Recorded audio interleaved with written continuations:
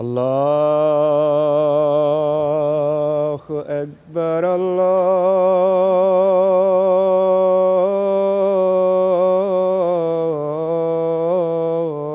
الله أكبر الله أكبر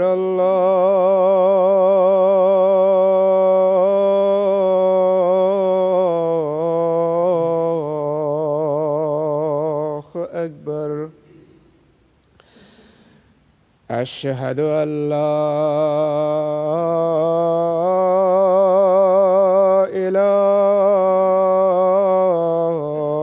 إله إلا الله أشهد أن لا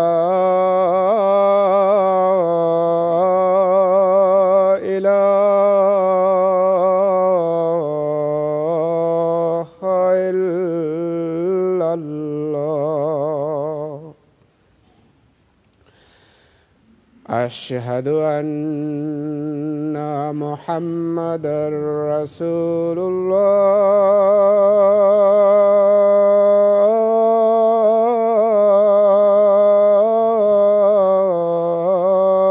الله أشهد أن محمدًا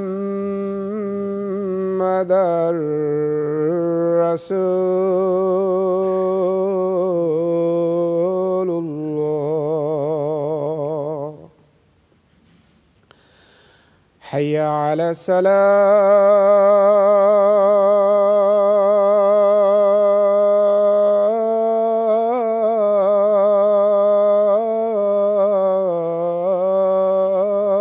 الصلاة حي على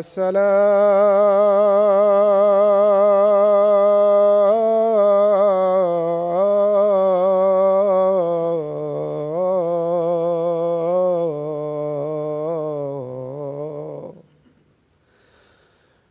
حي على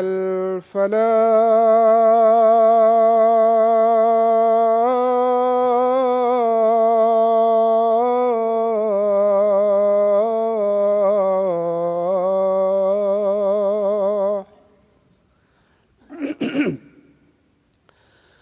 حي على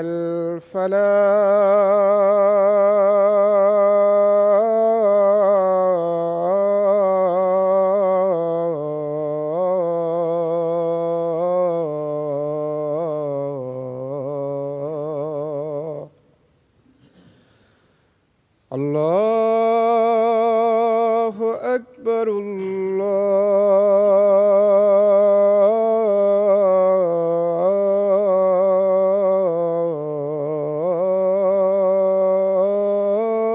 الله أكبر لا إله إلا الله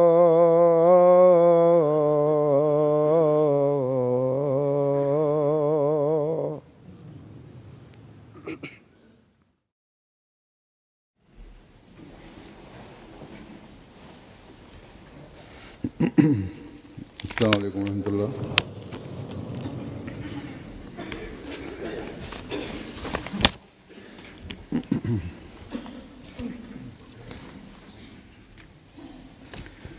أشهد أن لا إله إلا الله وحده لا شريك له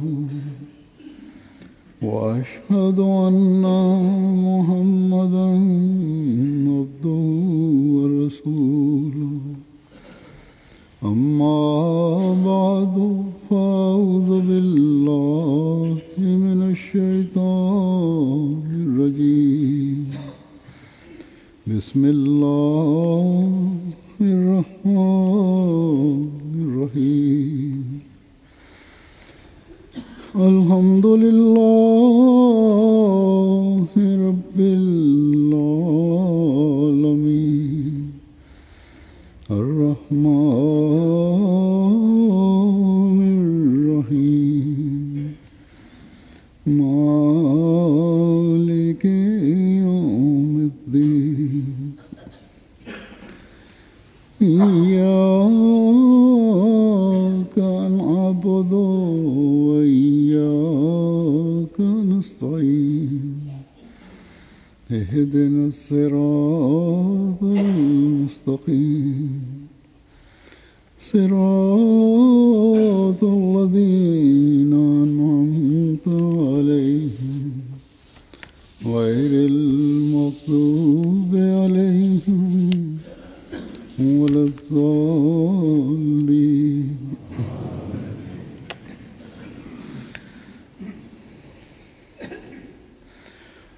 गुज़श्ता खुतबे में ये जिक्र हो रहा था कि अमली इस्लाह কর্মের সংশোধনের পথে যে সমস্ত প্রতিবন্ধকতা রয়েছে গত খুতবায় তা নিয়ে আলোচনা হচ্ছিল। যে সমস্ত কারণগুলো আমাদের বারবার পিছনে টেনে নেয় সেই সমস্ত কারণ দূরীভূত করার জন্য কোন কোন জিনিসের প্রয়োজন তা আলোচিত হচ্ছিল। আর এর জন্য বলা হয়েছিল যে মানুষের মাঝে যদি সঠিক ইচ্ছা শক্তি থাকে এবং পুরো জ্ঞান অর্জিত হয় আর পুরো কর্মের শক্তি অর্জিত হয় তাহলে কর্মের সংশোধনের ব্যবস্থা নেওয়া যেতে পারে। কেননা কর্মের দুর্বলতা তখন প্রকাশ পায় যখন মানুষের ভিতর ইচ্ছা শক্তির ঘাটতি থাকে বা যদি এই জ্ঞান না থাকে যে ভালো কাজ কোনটি আর মন্দ কর্ম কোনটি, আর ভালো কাজ বা ভালো কর্ম কিভাবে সাধিত হতে পারে বা কিভাবে ভালো কাজ করা সম্ভব হতে পারে, আর মন্দ কাজ কিভাবে বা পাপ কিভাবে দূরীভূত করার চেষ্টা করা যায়। আর কর্মশক্তি যদি কর্মশক্তির বিষয়টা নিন, এটা যদি এত দুর্বল হয় যে পাপের মোকাবেলা করা সম্ভবই না হয় তাহলেই সব ক্ষতি হয়। তাই ইচ্ছা শক্তিকে দৃঢ় করা, জ্ঞানের ঘাটতি দূরীভূত করা আর কর্মশক্তিতে বলীয়ান হওয়া একান্ত আবশ্যক।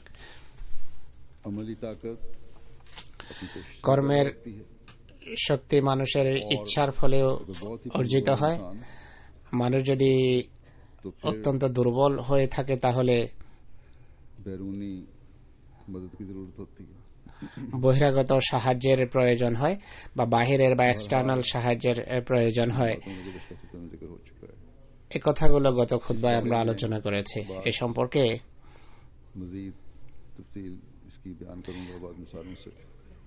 কিছু বিস্তারিত ব্যাখ্যা দেব কিছু দৃষ্টান্তের মাধ্যমে। আমি যেভাবে গত খুতবায় বলেছিলাম আপনাদের যে আমি এ সম্পর্কে আরো ব্যাখ্যা দেব আর সেই ব্যাখ্যার প্রয়োজন রয়েছে। এটি তো আমরা জানলাম যে কর্মের সংশোধনের জন্য যে তিনটি বিষয়ের প্রয়োজন সেগুলোর প্রথমটি হলো ইচ্ছা শক্তি বা দৃঢ় সংকল্প। বা ইচ্ছা শক্তি কি বা কাকে বলে? আমাদের অনেকের মতে বা অনেকের হয়তো ভাববে যে অদ্ভুত বিষয়, আমাদের ইচ্ছা শক্তি সম্পর্কে বোঝানো হচ্ছে। অধিকাংশ এটি বলবে যে ইচ্ছা শক্তি বা এই যে শব্দটা আছে তা থেকেই বোঝা যায় যে কোনো কাজ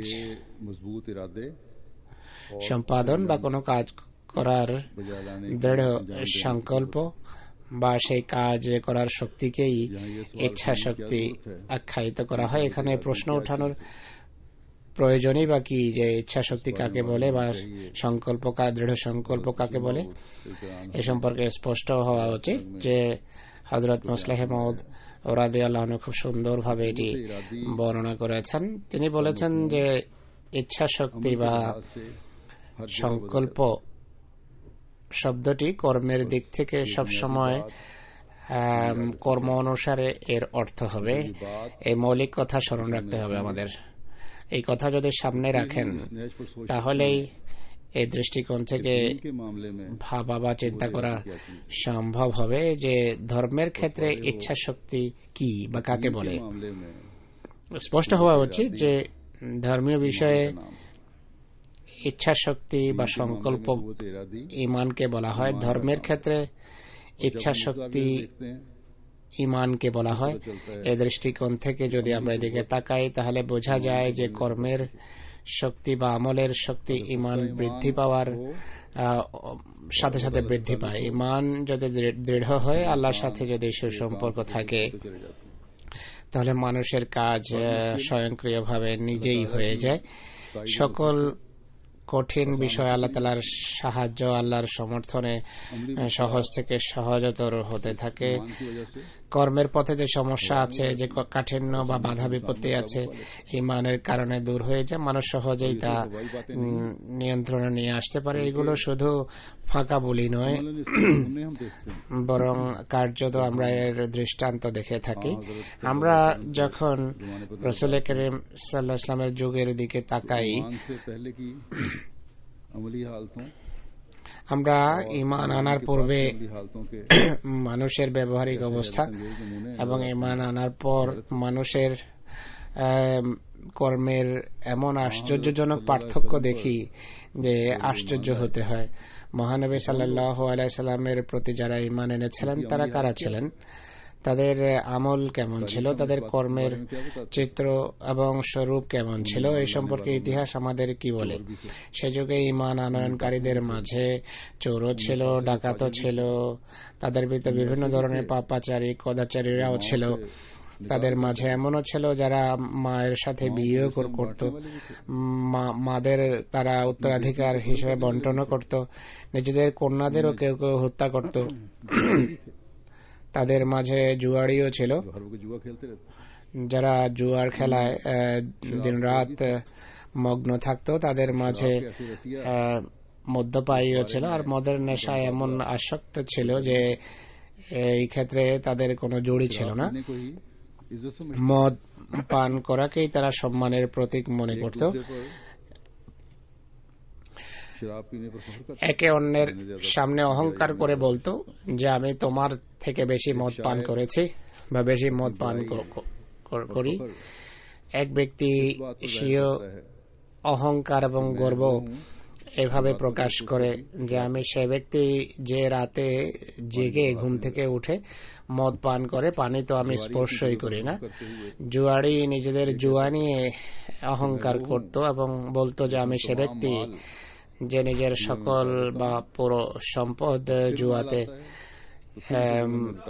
নষ্ট করে, আবার যখন সম্পদ হাতে আসে সেটি পুনরায় জুয়াতে লাগিয়ে দেয়। আজকের সবচেয়ে বড় জুয়ারিও হয়তো প্রকাশ্যে ঘোষণা করবে না, কিন্তু তাদের অবস্থা তখন এমনই ছিল। কিন্তু মহানবী সাল্লাল্লাহু আলাইহি ওয়াসাল্লামের উপর ঈমান আনার পর তাদের অবস্থা কিভাবে বদলে যায় দেখুন, কেমন বিপ্লব তাদের জীবনে এসে যায়। কত দৃঢ় ইচ্ছা শক্তি এবং সংকল্প ঈমান তাদের মাঝে সৃষ্টি করেছে। এ সংক্রান্ত বিভিন্ন ঘটনা ইতিহাসে বিদ্যমান রয়েছে। এগুলো পড়ে আশ্চর্য হতে হয় কিভাবে এত স্বল্প সময়ের ভিতরে মহান বিপ্লব তাদের জীবনে সাধিত হয়েছে।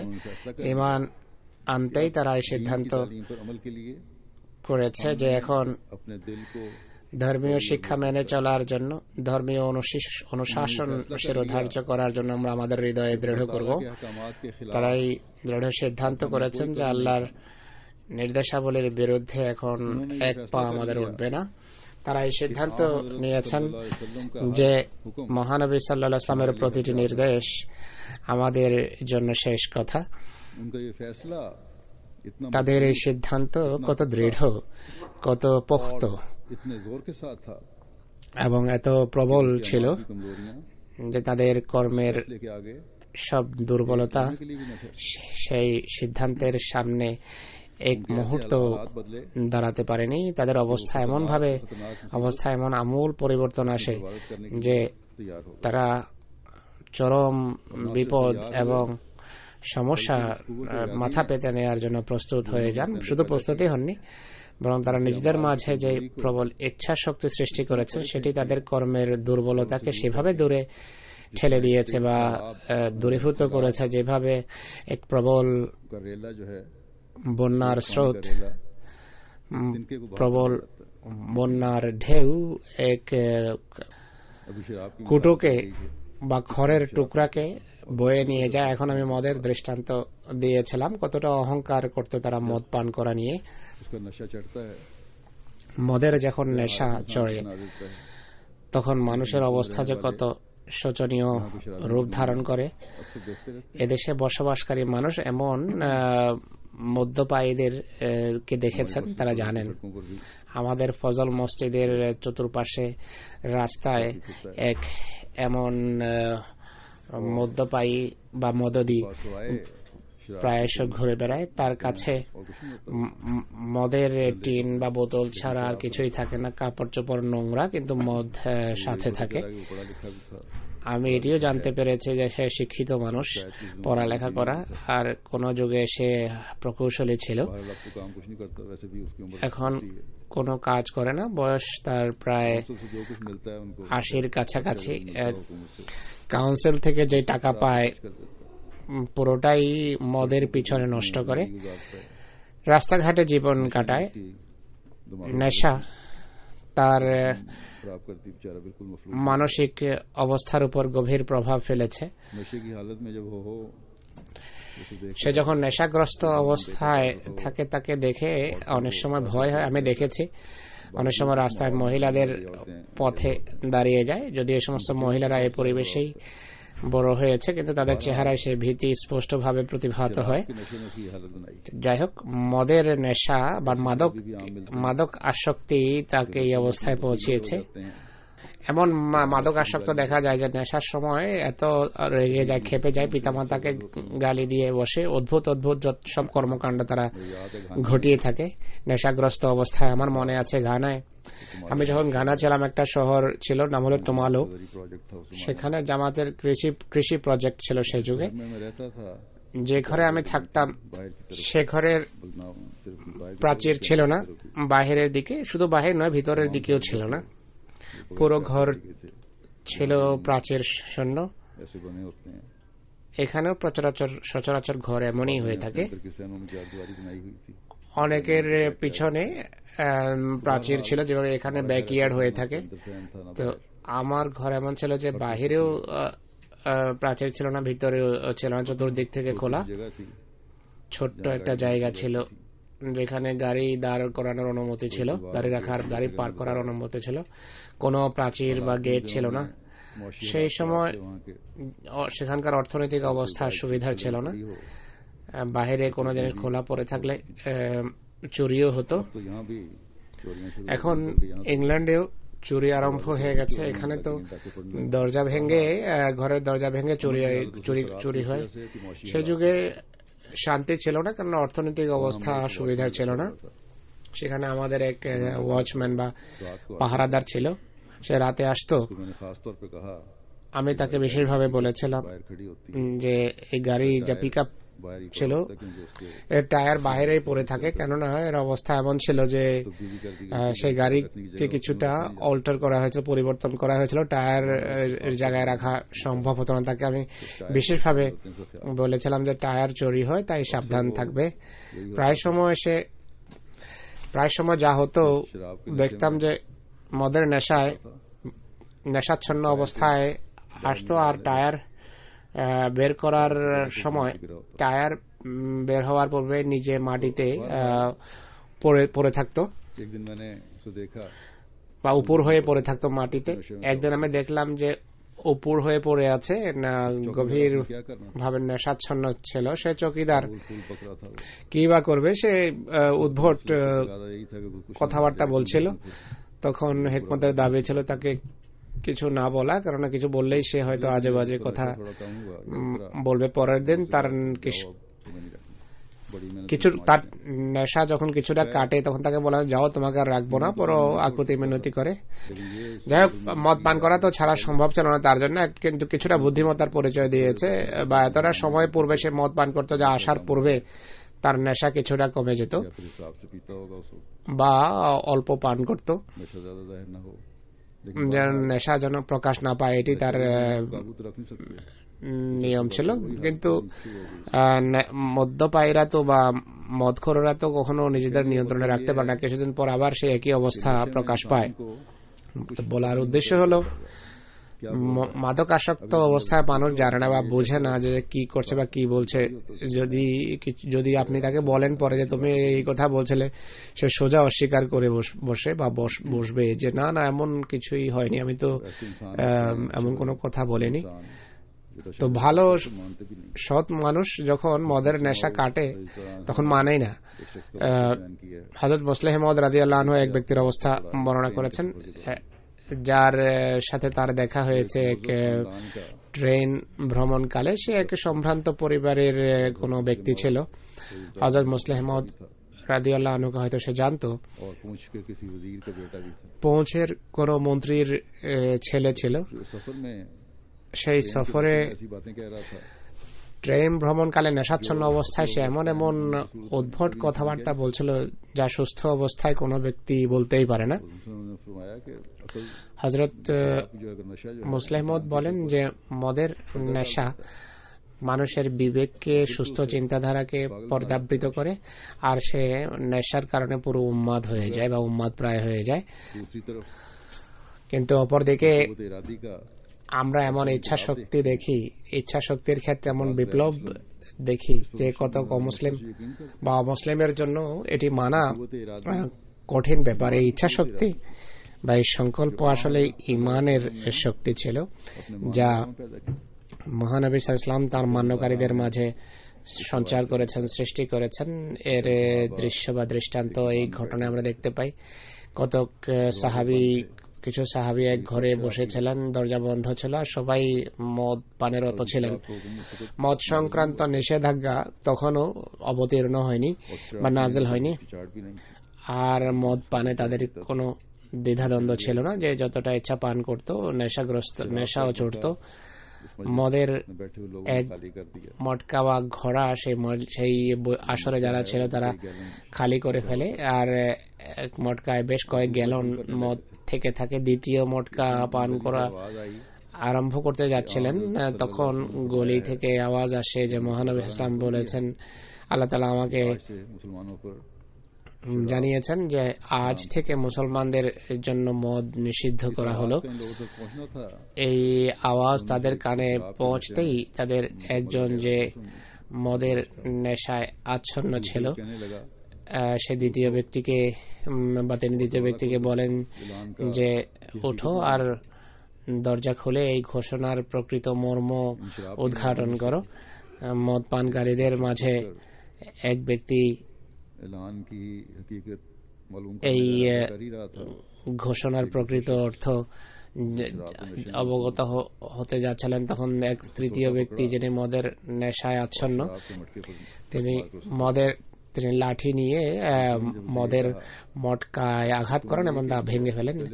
দ্বিতীয় ব্যক্তি যখন বললেন যে এটি কি করলে, আগে জিজ্ঞেস করো যে এই নির্দেশের প্রকৃত মর্ম কি, অর্থ কি, এই নির্দেশ কাদের দেয়া হয়েছে। সে ব্যক্তি বললেন যে প্রথমে মটকা ভাঙো বা কলস ভাঙো, ঘোড়া ভাঙো, এরপর জিজ্ঞেস করো যে নির্দেশের প্রকৃত অর্থ এবং মর্ম কি। তিনি বলেন যে আমি মহানবী সাল্লাল্লাহু আলাইহি সাল্লামের নির্দেশ শুনেছি, তার নির্দেশের আওয়াজ আমার কর্ণগোচরীভূত হয়েছে। প্রথমে তার নির্দেশ মানব, এরপর দেখব যে নির্দেশের সীমা পরিসীমা কতটুকু আর কোন পরিস্থিতিতে, কোন পরিবেশে মদ নিষিদ্ধ। এটি সেই মহান পার্থক্য যা রাসূল করিম সাল্লাল্লাহু আলাইহি ওয়াসাল্লামের সাহাবা এবং অন্যদের মাঝে পরিদৃষ্ট হয় বা দেখা যায়। পূর্বেই বর্ণিত হয়েছে, পূর্বেই উল্লেখ করা হয়েছে যে এমন মদ্যপায়ীদের অবস্থা কেমন ছিল। কোন মদ্যপায়ী ব্যক্তির হাত থেকে মদ পান করার সময় যদি গ্লাস নিয়ে নেন বা তার সামনে থেকে অপসারণ করেন, তাহলে সে খুনাখুনির জন্য প্রস্তুত হয়ে যায়। ক্লাবে বা বারে এমন ঘটনা ঘটেই থাকে। কয়েকদিন পূর্বে এখানে এই ধরনের সংবাদ ছেপেছে, কোন ক্লাবে বা বারে এক মদ্যপায়ী ব্যক্তি দ্বিতীয় ব্যক্তিকে হত্যা করেছে। অনেক সময় ইচ্ছা বিরোধী কথা শুনলে মানুষ মারার জন্য প্রস্তুত হয়ে যায় বা নেশাগ্রস্তরা প্রস্তুত হয়ে যায় মারামারির জন্য। তো এ সকল মদ্যপায়ী যারা নেশায় মাতাল থাকে, তাদের বোধ বুদ্ধি কোনো কিছুই সুস্থ থাকে না, জিহ্বার উপরও কোনো নিয়ন্ত্রণ থাকে না, আর পিতামাতার সম্মানেরও ভ্রুক্ষেপ করে না। তাদের হাত পা অনিয়ন্ত্রিতভাবে উঠে বা চলাফেরা করে। নেশাচ্ছন্ন অবস্থায় আইনের প্রতিও তারা কোনো শ্রদ্ধাবোধ রাখে না, আর শাস্তিরও ভয় থাকে না। কিন্তু সাহাবাদের ইচ্ছা শক্তি এবং সংকল্প নেশা বা মাদকের উপর ছেয়ে যায়, জয়যুক্ত হয়, অথচ তারা ছিলেন নেশাচ্ছন্ন, মাদকাচ্ছন্ন। আর অথচ এক ঘোড়া বা এক মটকা ইতিমধ্যে পান করে শেষ করেছেন। দ্বিতীয় মটকা বা দ্বিতীয় ঘোড়া থেকে পান করতে যাচ্ছিলেন। এমন সময় কানে আওয়াজ আসে যে মুহাম্মদ সাল্লাল্লাহু আলাইহি সাল্লাম বলেছেন যে আল্লাহ তাআলা আমাকে নির্দেশ দিয়েছেন, বলেছেন যে মদ মুসলমানদের জন্য হারাম বা নিষিদ্ধ। তাৎক্ষণিকভাবে তাদের সেই নেশা হারিয়ে যায়, উবে যায়। তারা প্রথমে মদের নেশা ভেঙে ফেলেন, এরপর ঘোষককে জিজ্ঞেস করেন যে এই ঘোষণার প্রকৃত অর্থ বা মর্ম কি। এটি শুধু এক ঘরের বিষয় নয় বা কয়েক ব্যক্তির ঘটনা নয়, বরং বর্ণনাকারী বলেন বিভিন্ন হাদিসে রয়েছে যে মদিনার এমন অনেক ঘরে মদের আসর বসেছিল। তখন এই ঘোষণা শুনতেই এত দ্রুত মদের মটকা ভাঙা আরম্ভ হয় যে মদিনার গলিতে পানির মতো মদ বইতে থাকে। কত আশ্চর্যজনক ইচ্ছা শক্তি এবং সংকল্প শক্তি। হযরত মুসলিম রাদিয়াল্লাহু আনহু বলেন যে এই ইচ্ছা শক্তি এমন যে এটি সৃষ্টি হলে কোনো বাধা আর মাঝখানে বাধা সৃষ্টি করতে পারে না, বরং তাদের ইচ্ছা শক্তি সবকিছুর উপর ছেয়ে যায়। বরং বলতে হবে যে ইচ্ছা শক্তি যাদের প্রবল, তারা আধ্যাত্মিক জগতের আলেকজান্ডার বা সিকান্দার হয়ে থাকে। যেদিকে উঠে, যেভাবে উঠে বা যেদিকে যায় বা যেদিকে যাওয়ার ইচ্ছা করে, শয়তান তাদের সামনে অস্ত্র সমর্পণ করতে থাকে। আর সমস্যার পাহাড়ও যদি তাদের পথে তাদের সামনে আসে, সেভাবে তা চূর্ণ বিচূর্ণ হয়ে যায়, যেভাবে পনিরের টুকরা কর্তিত হয়। তো এমন ইচ্ছা শক্তি যদি জন্মনে আর ইমান যদি এতটা সৃষ্টি হয়, তাহলে মানুষের কর্মের সংশোধনের জন্য, আমলের সংশোধনের জন্য অন্য কোন রীতি অনুসরণ বা অবলম্বনের আর প্রয়োজন থাকে না। 1400 বছর পূর্বে কর্মের সংশোধনের ক্ষেত্রে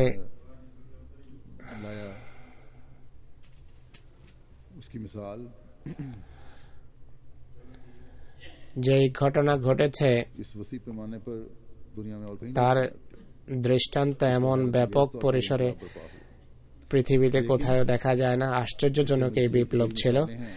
কিন্তু অনুরূপ আরো অনেক দৃষ্টান্ত আছে যা রাসূল করিম সাল্লাল্লাহু আলাইহি ওয়াসাল্লামের নিবেদিত প্রাণ দাসের মান্যকারীদের মাঝে দেখা যায়। তামাক পান করা বা তামাক খাওয়া যদিও নিষিদ্ধ নয়, যাই হোক ইসলাম এটিকে পছন্দ করেননি, বরং তিনি হয়তো বলেছেন যে রাসূলুল্লাহর যুগে যদি তামাক থাকতো তাহলে তিনি এটি মানুষ ইসলামের বিরুদ্ধে নিষেধাজ্ঞা জারি করতেন। এটি একটি পাপ বা অন্যায়। হযরত মসিহ মাউদ ইসলামের এক সফরকালে হুক্কার প্রতি যে ঘৃণা প্রকাশ করেছেন, তার সাহাবী যারা হুক্কা পানে অভ্যস্ত ছিলেন তারা নিজেদের হুক্কা ভেঙে ফেলেন। এরপর ধূমপানের কাছেও তারা যাননি, তামাক খাওয়ার কথা ভাবেননি, বলেন যে এদিকে আমাদের দৃষ্টিও আর যায়নি। রাসূল ইসলামের মুসলিম মদের সাহাবীদের এমন অনেক দৃষ্টান্ত রয়েছে যারা আহমদিয়ত গ্রহণের পর সকল পাপ পরিহার করেছেন। এমনকি কেউ কেউ মদ পানের বদ অভ্যাসে অভ্যস্ত ছিলেন, কিন্তু আহমদিয়ত গ্রহণের পর তা ছেড়ে দেন। তো এই হলো দৃষ্টান্ত যা আমাদের জীবনে আমাদের স্থাপন করতে হবে। কোনো আইনের ভয়ে বা সমাজের ভয়ে আমরা পাপ ছাড়ব না, বরং বা পাপ এই জন্য পরিহার করব না যে পিতামাতার ভয় আছে বা সমাজের ভয় আমরা ভীত। এই চিন্তাধারা এমন হওয়া উচিত নয়, বরং এটি ভাবতে হবে যে পাপ পরিত্যাগ করব ওই জন্য যে আল্লাহ এবং তার রাসূল বারণ করেছেন, বা এই যুগে হযরত মসিহ মাউদ আলাইহিস সালাতু ওয়াস সালাম তা বারণ করেছেন, তা করতে নিষেধ করেছেন, তাই আমরা তা থেকে বিরত থাকব। মুসলমান দেশে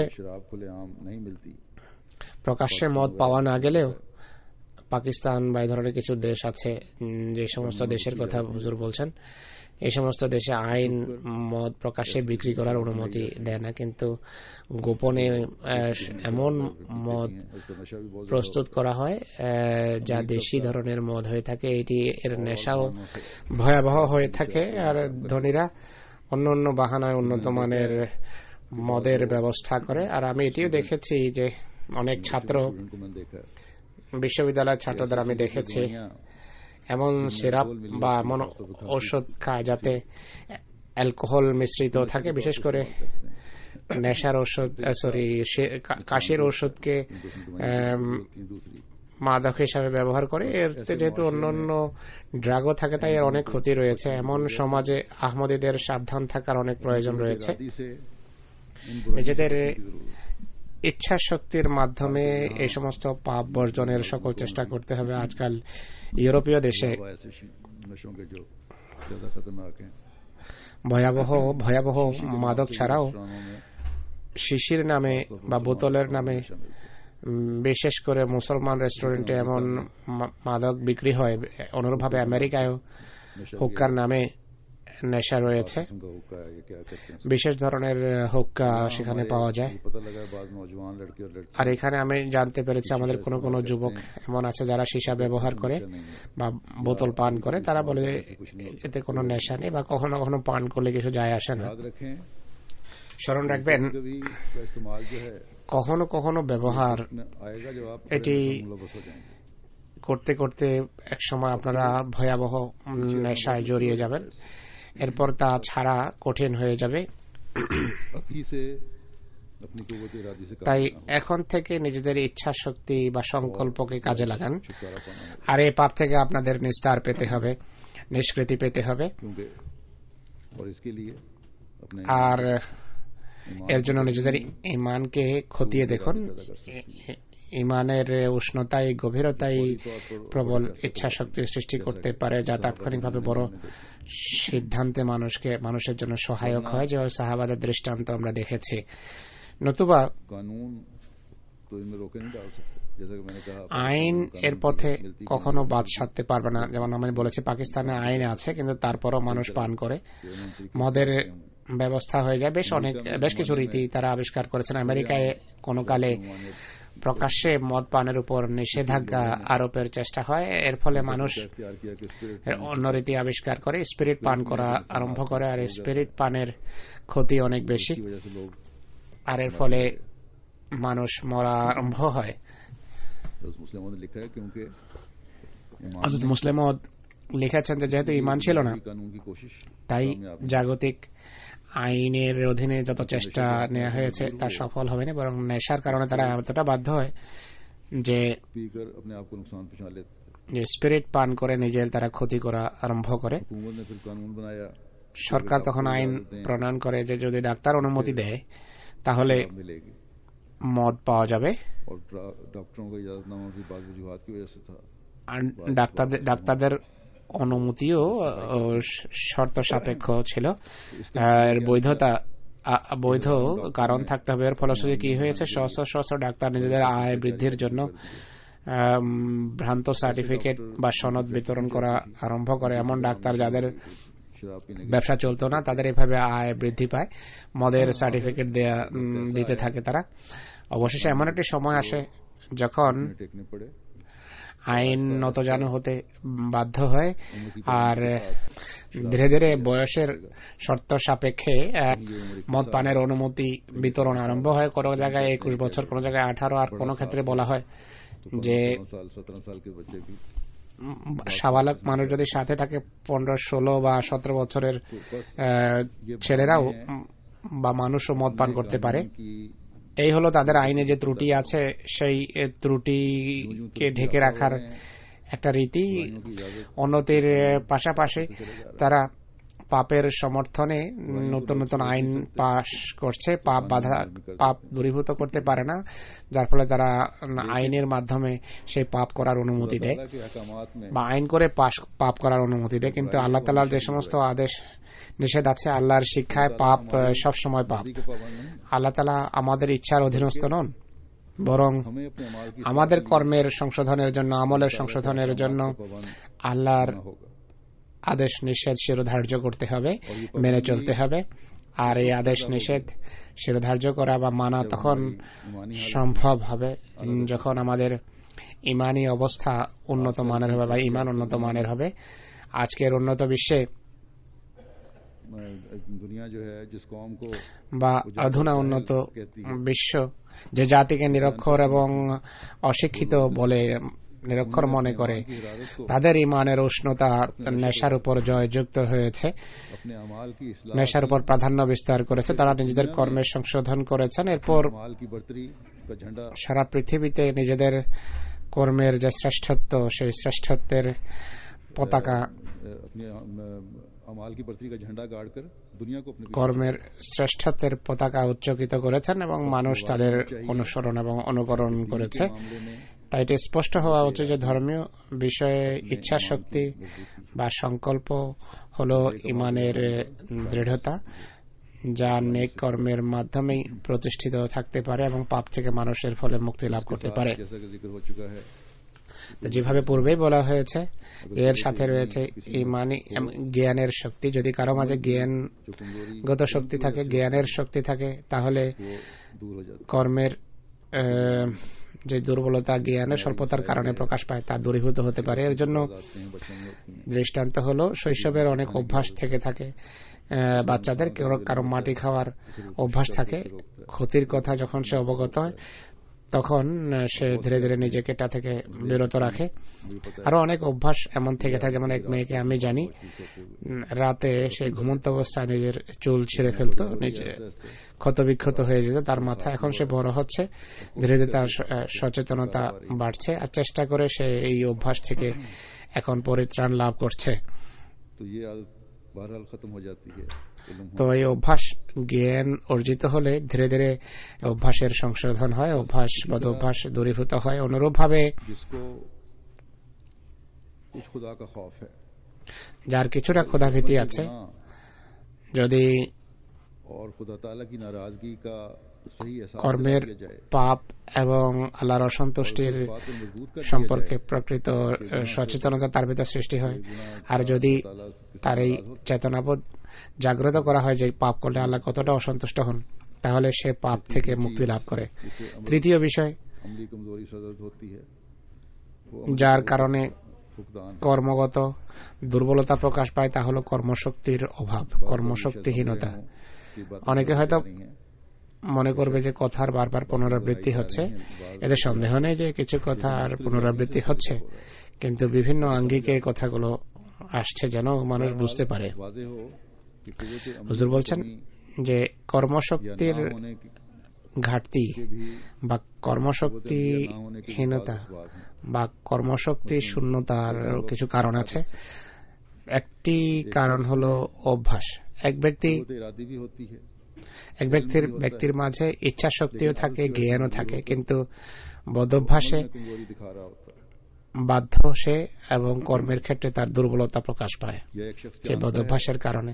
বা এক ব্যক্তি জানে ताला का कुर्ब हासिल हो যে যে খোদার নৈকট্য लेकिन লাভ হওয়া সম্ভব, কিন্তু জাগতিক বিভিন্ন বস্তুর প্রতি আকর্ষণ বা বস্তুর ভালোবাসা বা জাগতিক ক্ষয়ক্ষতির আশঙ্কায় মানুষের ভীতির যে অনুভূতি সেটি মানুষের উপর ছেয়ে যায়, আর খোদার নৈকট্য লাভ থেকে মানুষ বঞ্চিত থাকে। के लिए এমন লোকদের জন্য अंदरूनी के बजाय অভ্যন্তরীণ की जरूरत है। নয় বরং বহিরাগত চিকিৎসার প্রয়োজন, ऐसी এক্সটার্নাল চিকিৎসার প্রয়োজন। क्योंकि इसी से कुव्वत কেননা अमल में बेहतरी पैदा हो এর ফলেই কর্মশক্তি তার উন্নতি করতে পারে, কর্মশক্তি দৃঢ়তা লাভ করতে পারে। এর জন্য সঠিক সাপোর্টের প্রয়োজন। যদি সঠিক সাপোর্ট লাভ হয় बेहतरी आ सकती है। তাহলে উন্নতি সম্ভব के लिए কর্মের ক্ষেত্রে। তাই सही सहारे की तलाश की जरूरत है। সংশোধনের জন্য এই সঠিক সাপোর্ট সন্ধান করা আবশ্যক। এক ব্যক্তি যদি পূর্বেই জানে, और ये इसको इल्म है সংশোধনের জন্য का गज़ब এটি হতে পারে না যে কোনো ব্যক্তি যদি জানে যে মানুষ পাপ করলে আল্লাহ তাআলা ক্রোধান্বিত হন, তাকে খোদার ক্রোধের ভয় দেখানো অর্থহীন। সে তো তার তো পূর্বেই জানা আছে। उसे की जाए। বা আল্লাহর ভালোবাসা অর্জনের নসিহত তাকে করা অর্থহীন, কারণ সে পূর্বেই তা জানে। এই সকল কথা পূর্বেই তার জানা আছে। उसमें है তার ভিতরে ইচ্ছা শক্তিও আছে, কিন্তু তা সম্পূর্ণ নয়, উৎকর্ষ নয়। যে জ্ঞানের কথা আমি পূর্বেই বলেছি, তাকে জ্ঞানের কথা আমরাও বলেছি, পূর্ব থেকেই তার নিজের জ্ঞান রয়েছে, কিন্তু খোদার ভালোবাসা এবং তার ক্রোধের যে ভয় হৃদয়ের মরিচার কারণে হৃদয়ের উপরে তা কোনো প্রভাব বিস্তার করতে সক্ষম নয়। এখন এর জন্য অন্য কিছুর প্রয়োজন, उसकी नजरों से ओझल है। কেননা খোদা তার দৃষ্টির আড়ালে। कहता है ना, खुदा ताला तो मुझे नजर नहीं आ रहा। সে বলে যে আল্লাহকে আমি দেখছি না, কিন্তু অন্যান্য জিনিস তো সামনে দৃশ্যমান। इतना कामिल नहीं, যার ইমান সম্পূর্ণ নয়, ओझल हो गया। খোদা তাআলা তার দৃষ্টির আড়ালেই থাকেন, ये वो खुदा ताला से नहीं डरता। তাই সে খোদাকে ভয় করে না। लोगों के लिए बात दूसरे बंदे होते এমন মানুষের জন্য অন্য কিছু বান্দা হয়ে থাকে যাদেরকে তারা এমন ব্যক্তি ভয় করে।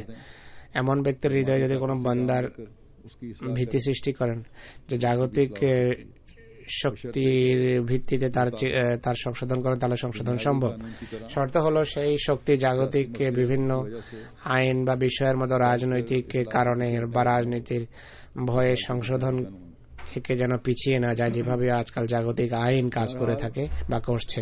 ये तीनों किस्म के लोग दुनिया में তো এই তিন ধরনের মানুষ পৃথিবীতে বিদ্যমান, আর এই রোগ ব্যাধিও পৃথিবীতে রয়েছে। इनकी अमल की কিছু মানুষ এমন আছে যাদের কর্মের দুর্বলতার তাদের কর্মের দুর্বলতার কারণ হলো ইমানের ক্ষেত্রে ত্রুটি, অসম্পূর্ণ ইমান। वजह से है অনেকে এমন আছে যাদের কর্মে দুর্বলতা রয়েছে, সেই দুর্বলতার কারণ হলো অসম্পূর্ণ জ্ঞান। কিছু মানুষ এমন রয়েছে যাদের ইমানও আছে কিন্তু আর জ্ঞানও আছে, কিন্তু जरा ऐसे उन पे ऐसा जंग लग जाता है। অন্যান্য কারণে এতটা মরিচা লেগে যায় তাদের হৃদয়ে যে উভয় চিকিৎসা তাদের জন্য যথেষ্ট হয় না। আর বাহিরের বা এক্সটার্নাল চিকিৎসার প্রয়োজন রয়েছে, কোনো সাপোর্ট প্রয়োজন। যেমন কারো হাড় ভেঙে গেলে অনেক সময় प्लास्टर लगाकर बाहर सहारा दिया जाता है, हड्डी जोड़ने প্লাস্টার লাগিয়ে সাপোর্ট দেওয়া হয় বাহির থেকে। অনেক ক্ষেত্রে অপারেশন করে প্লেট লাগানো হয় যেন তার হাতে সেই শক্তি অনুভব করে, ধীরে ধীরে হাড় জুড়ে যায় এবং এরপর বাইরের সাপোর্ট বের করে দেওয়া হয়। অনুরূপভাবে কিছু মানুষের জন্য সাময়িক সাপোর্টের প্রয়োজন, ধীরে ধীরে সেই সাপোর্ট বা সমর্থন তাকে শক্তিশালী করে, শক্তি যোগায় এবং এরপর সে নিজে সক্রিয় হয়ে যায় এবং কর্মের দুর্বলতা তার দূরীভূত হয়। আমি যেভাবে গত খুতবায় বলেছি যে আমাদের জামাতের ব্যবস্থাপনা, আমাদের ওহদাদার, আমাদের অঙ্গ সংগঠনগুলো এই ধরনের দুর্বলতা দূর করার জন্য মাধ্যম হয়, কিন্তু যদি স্বয়ং এরা সংকল্পের ক্ষেত্রে দুর্বল হয়, ইচ্ছা শক্তিতে যদি এদের ত্রুটি থাকে, ওহদাদার এবং অন্যান্যদের ইচ্ছার যদি ত্রুটি থাকে, জ্ঞানে যদি ঘাটতি থাকে, কর্মের ক্ষেত্রে যদি ত্রুটি থাকে তাহলে অন্যকে কিভাবে সাপোর্ট দেবে, অন্যদের কিভাবে সমর্থন দেবে। তাই জামাতের উন্নতির জন্য জামাতের ব্যবস্থাপনার প্রতিটি অংশকে বরং প্রত্যেক আহমদীকে আত্মবিশ্লেষণ করতে হবে, আত্মসংশোধন করা আবশ্যক। নিজেদের বন্ধু এবং বন্ধু বান্ধব, নিকট আত্মীয় যারা দুর্বলতার শিকার, তাদের সাপোর্ট হতে হবে, তাদের শক্তি যোগাতে হবে যেন জামাতের প্রতিটি ব্যক্তি কর্মের সংশোধনের ক্ষেত্রে সবচেয়ে উন্নত মানে উপনীত হতে পারে এবং এভাবে খোদার নৈকট্য লাভ করতে পারে। আল্লাহ তাআলা আমাদেরকে এর তৌফিক দান করুন। জুমা এবং আসরের পর একটি গায়েবানা জানাজা পড়াবো। দুঃখজনক সংবাদটি হলো পিন্ডির জনাব আরসালান সরোয়ার সাহেব পিতা মোহাম্মদ সরোয়ার সাহেব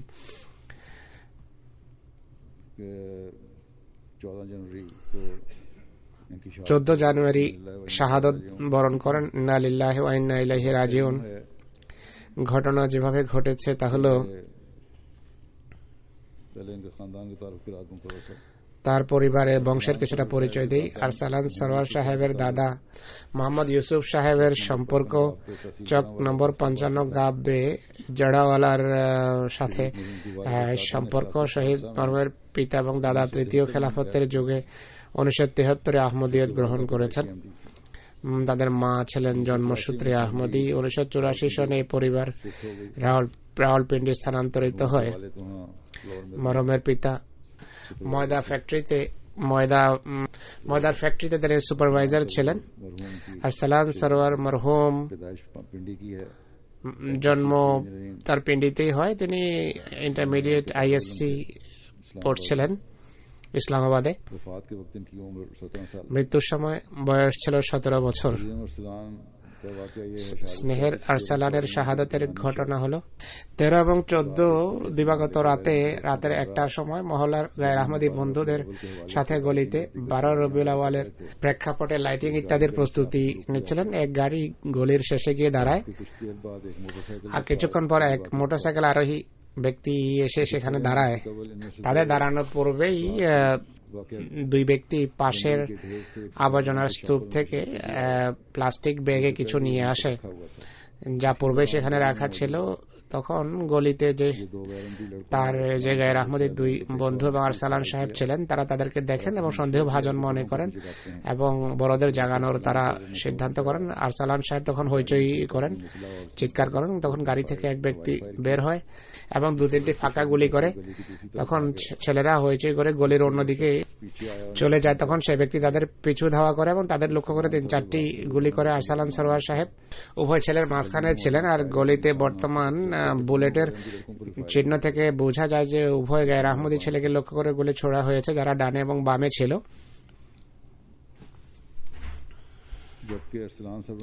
আরসালান সরোয়ার ভাগতে ভাগতে পিছনে তাকিয়ে যখন দেখেন তার মাথায় গুলি লাগে আর তার দুই বন্ধু তখন পাশে যে গাড়ি ছিল গাড়িতে শুয়ে পড়েন। আক্রমণকারী এরপর পালিয়ে যায়। তাকে হাসপাতাল নিয়ে যাওয়া হয়, কিন্তু হোলি ফ্যামিলি হাসপাতাল কাছেই ছিল। কিন্তু ডাক্তাররা চেষ্টা করেছেন, কিন্তু ডাক্তার বলেছেন বাঁচা সম্ভব নয়, কেননা ব্রেইনে বুলেট লেগেছে, রক্ত ইত্যাদি দেয়া হয়েছে। প্রায় 3 ঘন্টা পর আরসালান শাহাদাত বরণ করেন। ইন্না লিল্লাহি ওয়া ইন্না ইলাইহি রাজিউন। অত্যন্ত জনপ্রিয় ব্যক্তি ছিলেন। গায়ের আহমদীরাও সমবেদনা জানাতে এসেছে ঘরে। মৌসি ছিলেন। আল্লাহ তাআলার ফজলে 14 বছর বয়সে ওসিয়ত করেছিলেন। স্যাটেলাইট টাউনের খুদ্দামুল আহমদিয়ার সায়েক হিসাবে কাজ করছিলেন। ইতিপূর্বে আতফারুল আহমদিয়ায় বিভিন্ন কাজ করেছেন। তার ভাইও বিভিন্ন জামাতি কাজে নিয়োজিত রয়েছেন। রাওয়ালপিন্ডি জেলার কায়েদ সাহেব লেখেন, আরসালান সরোয়ার মরহুম এবং তার সব ভাই অত্যন্ত সক্রিয় খুদ্দামুল আহমদিয়ার সদস্য। সিকিউরিটি এবং খুদ্দামুল আহমদিয়ার বিভিন্ন কাজে অত্যন্ত সক্রিয় তারা। রাওয়ালপিন্ডির মুরব্বী সাহেব লিখেছেন যে অধিকাংশ সময় তার অফিসে এসে হযরত মুসলিম ইসলামের বই পড়া শহীদের রীতি ছিল। রীতিমতো নামাজ পড়তেন, আর বিগলিত চিত্তে নামাজ পড়তেন, জুমা পড়তেন ইওয়ানে তৌহিদে।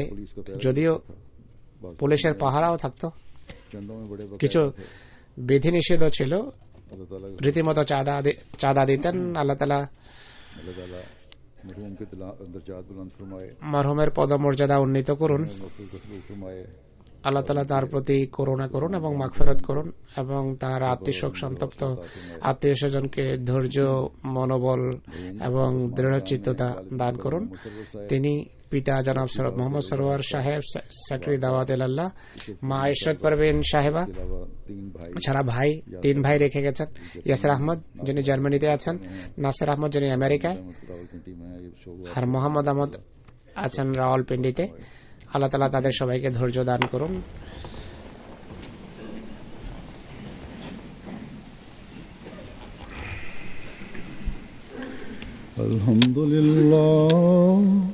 আলহামদুলিল্লাহ নাহমাদুহু ওয়া নাস্তাঈনুহু ওয়া নাস্তাগফিরুহু ওয়া নু'মিনু বিহি ওয়া নাতাওয়াক্কালু আলাইহি ونعوذ بالله من شرور أنفسنا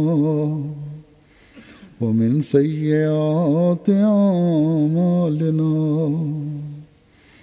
من يهده الله فلا مضل له ومن يضلل فلا هادي له ونشهد أن لا إله إلا الله ونشهد أن محمدا عبده ورسوله عباد الله رحمكم الله إن الله يأمر بالعدل والإحسان وإيتاء ذي القربى وينهى عن الفحشاء والمنكر والبغي يعظكم لعلكم تذكرون اذكروا الله